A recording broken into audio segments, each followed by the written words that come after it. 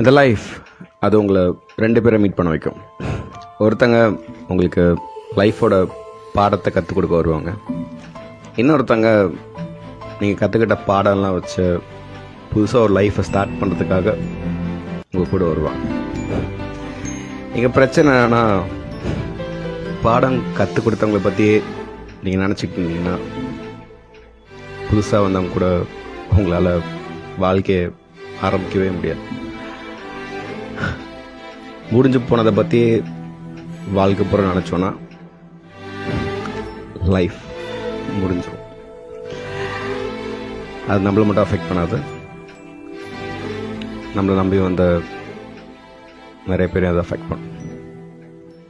So choose wisely.